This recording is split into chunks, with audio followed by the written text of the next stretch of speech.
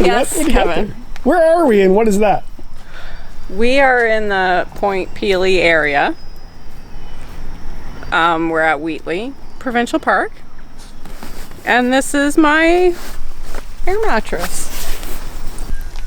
Okay, so I'm not completely out of my element here. I've car camped since I was a kid. That's at my parents. They introduced myself and my sisters to camping and everything wild, because we went to Algonquin, to Bernard Lake. We used to go to Bernard Lake, if you know where that is. Yeah, it was car camp in the Apache trailer. So, and I still go and stay at campgrounds along the way when I travel and stuff like that. But I'm more of the interior person. I have an expert here, Kristine Redmond. She is the opposite. She does a lot of car camping and has gone interior, but more so. So she has some tips for me tonight, and we'll see the Martha Stewart of car camping, her expert advice. Let's check that out. Are you serious? Well, okay.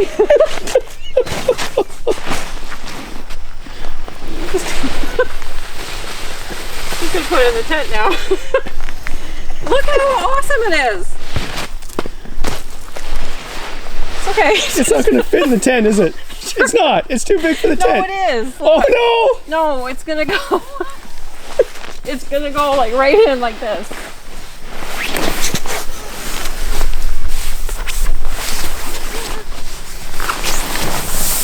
See, look. Ta-da! We'll just let that self-inflate for a while. That whole thing is not going to self-inflate. Oh yeah, it will. You want to bet? Check back in half an hour. It's from Mountain Equipment Co-op, and it's their 6.5 double. I don't know what it's called. It's gonna be like this thick.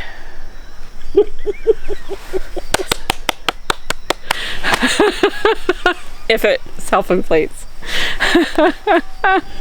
I don't have a lot of tips. We have a couple. Well, we were just talking about neighbors and parking your vehicles and whatnot. So what I like to do when I'm car camping, as silly as it sounds, is I have two priorities when I park my car. And the first one is safety. So I always park my car so it's blocking my tent from the road, so that nobody can drive onto my site with their car by accident. And the second one is visually. I always park my car to block my view as best I can from the neighbors. It's more privacy. I'm also finding your dog is very used to, hey Ollie, very used to car camping because it's on a leash and in control. Angel is this wild dog that's like, what is this leash thing on? This is wrong. She's very upset. She's never, like, we go interior and she's running around, and she's a really well-controlled dog, but yeah, I'm not going to put her off the leash here. But yeah, she's not happy at all. And yet Ollie is like, what is your problem? And we're really lucky because we get to have a campfire tonight. Yeah, because we're in the far south. Yes, and there is no fire ban at this park at the moment, so we're going to enjoy a really nice fire tonight. And what are we doing at Wheatley? We're staying here for a couple of nights, and the reason why we're here is that we're gonna go and explore Point Pelee National Park for the whole day tomorrow. And there's no camping at Point Pelee? No. They have the tent camping, tents on a platform, but no pets allowed. So with the two dogs, we can't stay there. But it's really close, so we're going to stay here and then visit that park for the day. That's if you wake up in the morning after. I know. I think I'm going to have a really good sleep on that. I might sleep in a little bit.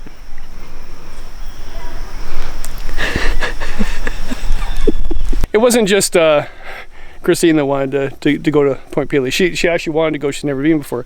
But I used to work down here. I was a bird mander, and we used to go to Point Pelee, Long Point, Hawcliffe, and I know this area really well. Just that was in the early 80s. So, but yeah, memory lane. So yeah, no problem going to Point Pelee. I love it. It's just the 401, just the highway to get here. It was insane today. Insane. We ended up taking, we just gave up and said, okay, like how many side roads can we take to get here? And it would take us longer, but we did, and yeah, the adventure. It was a beautiful drive, Yeah. actually, close to this area. Oh, it was. We drove along Lake Erie for the last 2 hours. Yes, Yeah, beautiful yeah. farmland and orchards and Yeah. and the lake. It was really lovely drive at that point. Yeah. Once we could get away from the main highway. Yeah, I'd rather do that than take the 401. And yeah, it might have took us an hour later, or hour. Well, Oh, well, it might have added maybe another hour to our trip, but totally worth it. It's a beautiful, beautiful highway number 3, I think it was, along Lake Erie. Really nice. My name is Andrew Laffret, and I'm an interpreter here at Point Pelee National Park. Point Pelee's Marsh has some fantastic paddling opportunities. You can head out in a canoe. You can rent one right from our friends at Point Pelee right here in the park. You can hop in this great big 10-person freighter canoe with a Parks Canada interpreter, take you out on a tour. You can bring in your own boat if you want, a kayak or a paddleboard. As long as it doesn't have a motor, you're good to go. And there's lots to see out here. It's the most diverse area of the park, so it's a fantastic spot to do some nature sighting. My favorite time to be out on the marsh is probably in June, but July and August are also excellent times to be out there too. June, the marsh really comes to life. You get a bunch of turtles come out, getting some sun. You might get to see a snake, some fish. There's going to be lots of birds around. July and August, you're definitely going to see a lot of that biodiversity as well. Lots of flowers blooming. So it really can't go wrong when it's the summertime. But the shoulder seasons are always nice too. A little cooler if you can stay in the cooler temperatures on the water. Point Pelee is actually the most biodiverse national park in the country. We live within the Carolinian zone of Canada, and if you know anything about the Carolinian zone, it makes up 0.25% of the entire country, so it's an incredibly small percentage of the country. However, about 25% of Canada's population lives there, so it's very developed, and so you have very few natural pockets like this one left. And one of the big distinct features of the Carolinian zone, like I mentioned, is that biodiversity. We have so many different types of plants and animals here compared to all the other ecozones in Canada. You know, just something that people don't get to see in their own backyards, and when they do finally get to see it, they fall in love with it. I mean, look at how amazing it is.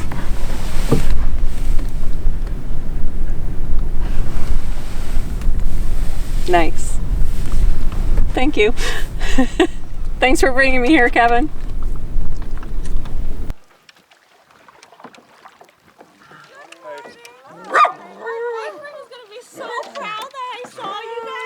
oh really? We got your book. Oh, great, great. That's amazing.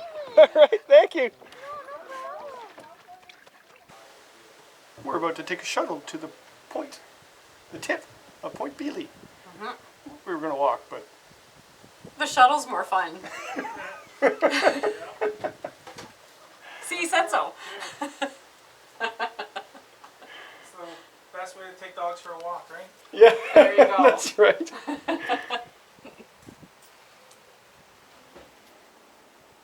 Vous êtes maintenant en route vers l'extrémité sud de la partie continentale du Canada.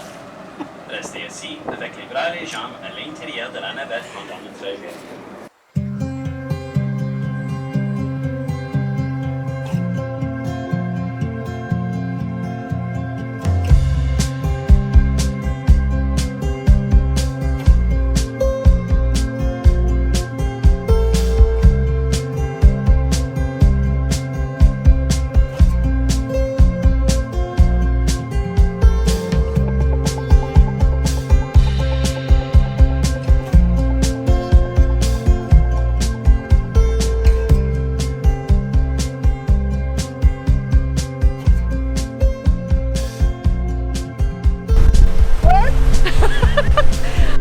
Can you hear me, Kevin? We're at Point Pelee National Park, and we're at the most southern tip of Canada. Right there.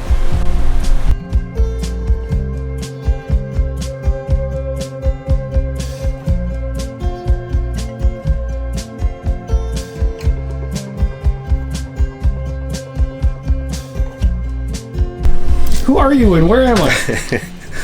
My name is Michael Malone. I'm the owner here at Pelee Wings Paddle Sports Shop. We're in Leamington, the southernmost tip of Canada on Lake Erie.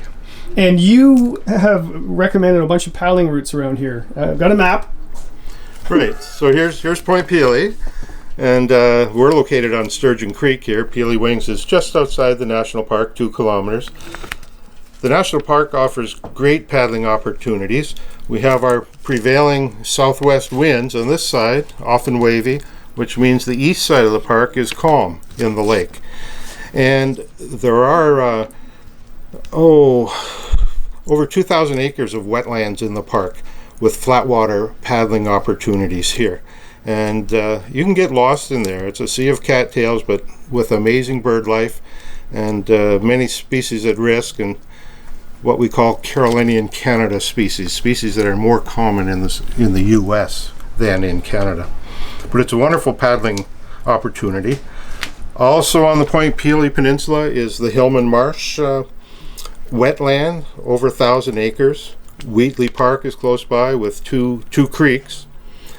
Moving along the shore between Kingsville and Harrow is Cedar Creek, which is a beautiful wetland. It runs up 8 or 9 kilometers. The eagles are often fishing in there, the great egrets, and wonderful bird life. Again, it's like paddling in North Carolina with all this southern vegetation. Beautiful area. Moving along the shore again, here's where the Detroit River meets Lake Erie, and there's a maze of islands here.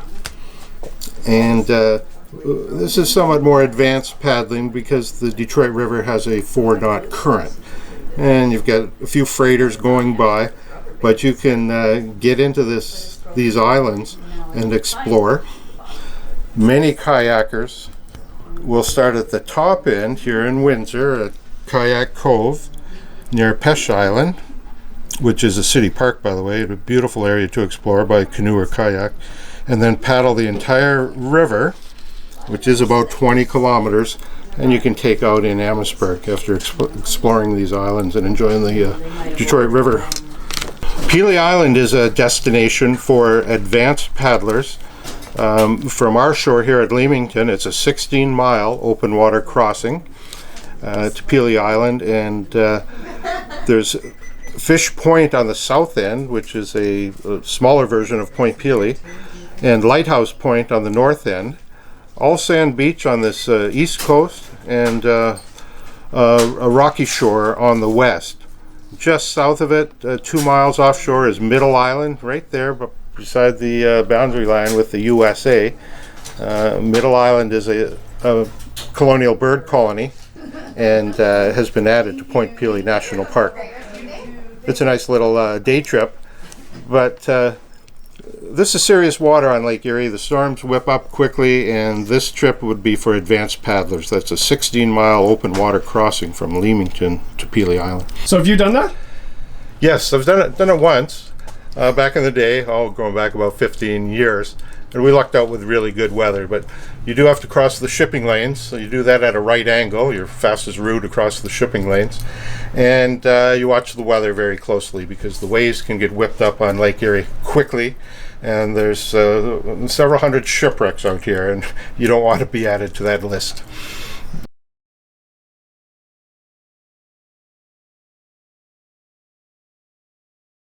Hear that? Raccoons are coming in early tonight. Oh no. Is that a raccoon? There's beady eyes coming into camp. Yeah, raccoons. No bears down here. And no bugs. Yeah, no mosquitoes. And no fire ban. Wow. You should camp in southwestern Ontario because clean showers, no bugs, no bears, and good perch. Nice scenery. That's all I got. I'm exhausted. It was a long day. It was a good day. Yeah.